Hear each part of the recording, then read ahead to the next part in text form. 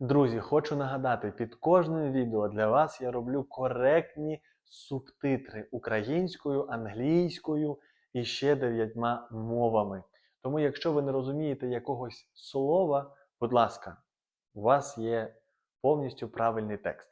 Ну а сьогодні давайте поговоримо про генеалогічне дерево українською мовою. Тож, є сім'я. Це група людей, які взаємопов'язані через безпосередні родинні зв'язки, наприклад, батько, батьки і діти. А родина – це більш широке поняття, яке включає в себе всі покоління від прабатьків до нащадків, тобто всю вашу рідню, навіть якщо люди не живуть разом. Почнемо з найближчих.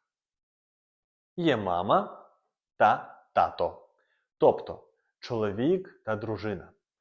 Це батьки, і вони мають дітей. Діти – це син чи дочка. Ось так виникає перший рівень родинного дерева. Далі є дідусь та бабуся. Це батьки вашої мами або тата. Коли ви маєте дітей, для них ці люди – це бабуся і дідусь. Так само, як у вас є батьки, у ваших батьків теж є свої батьки. І вони для вас стають бабусею та дідусем. Коли ви одружуєтесь, виникають свати. Це батьки вашої дружини чи чоловіка. Ваш чоловік чи дружина стає їм зятем або невісткою. Невістка – це дружина сина, а зять – чоловік дочки. Ці зв'язки важливі, бо через них ви знайомитесь з родичами вашої пари. Також є свекор і свекруха. Це батьки вашого чоловіка чи дружини. Свекор – це батько вашої дружини, якщо ви чоловік. А свекруха – це мати вашого чоловіка, якщо ви жінка. Вони стають частиною вашої родини, коли ви одружуєтесь.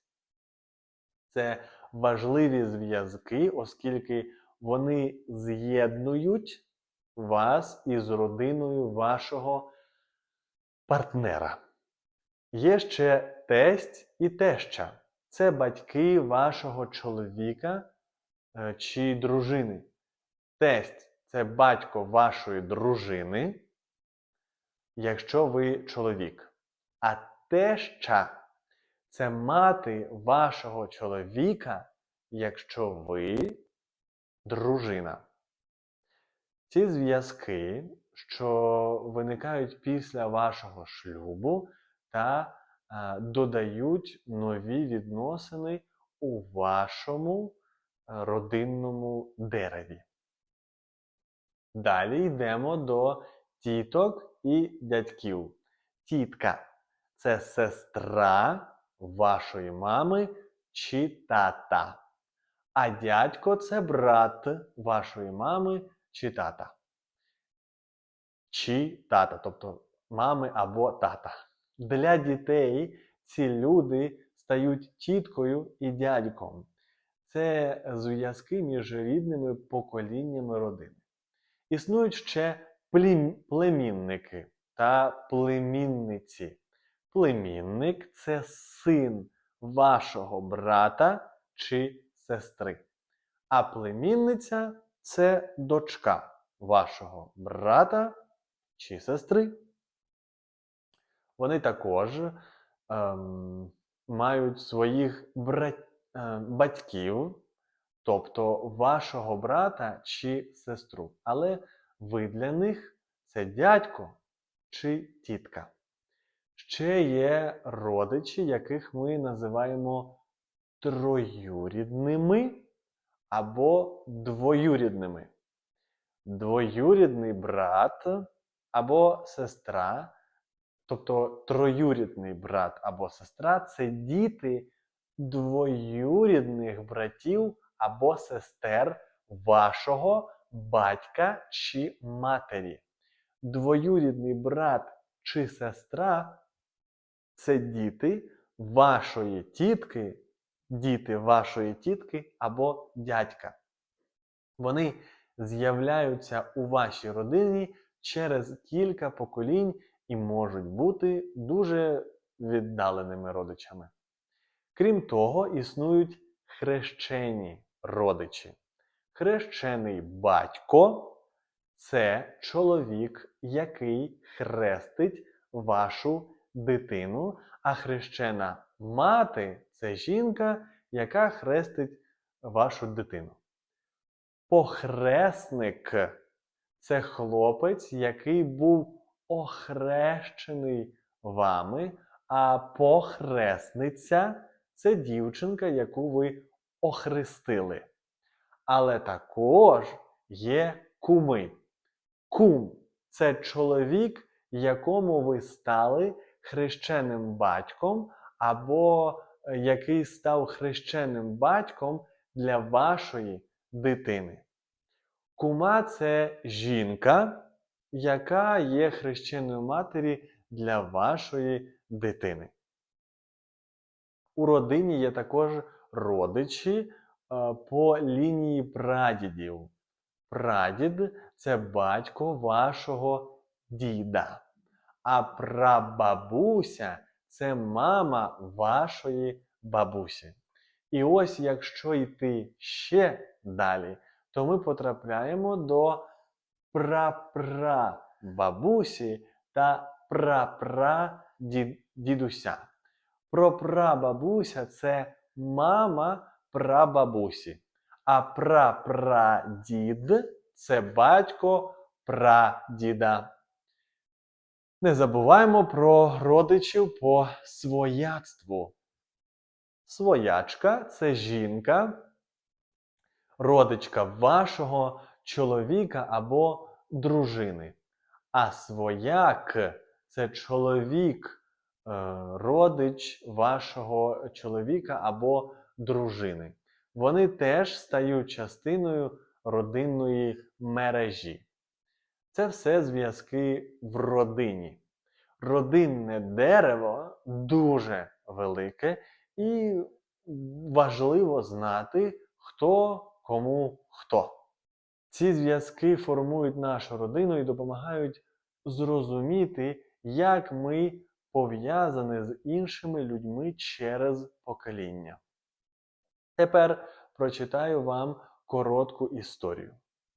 Свято почалося з того, що вся родина зібралася за великим столом. Я і моя дружина, звісно, були на чолі цієї зустрічі. Мама та тато, мій брат із жінкою, двоюрідні сестри прийшли ще зранку.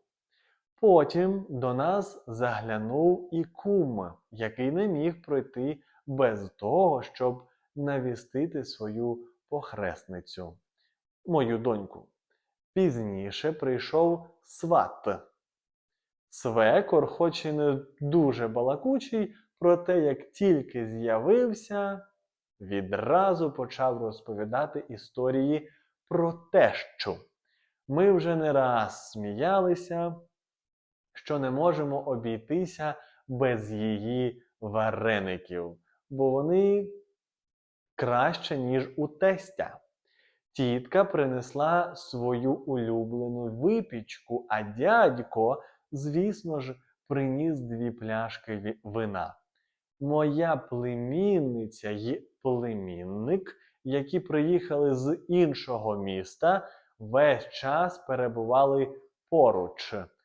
Троюрідний брат приїхав разом із дружиною і поділився новинами про бабусю. А ми дійсно не забули згадати і про прабабусю та прадідуся, яких ми дуже любимо. Тож, друзі, сподіваюся, ця заплутана історія була для вас зрозумілою. Я навмисно зробив одну помилку у поясненнях, тому самі уважні пишіть в коментарях, в чому саме я помилився. Поширюйте це відео тим, хто вчить українську мову і досі не розібрався, хто кому хто в українських сім'ях. Ну і підписуйтесь, якщо досі цього не зробили. І нехай проблеми та незгоди не роблять вам в житті погоди. Бувайте!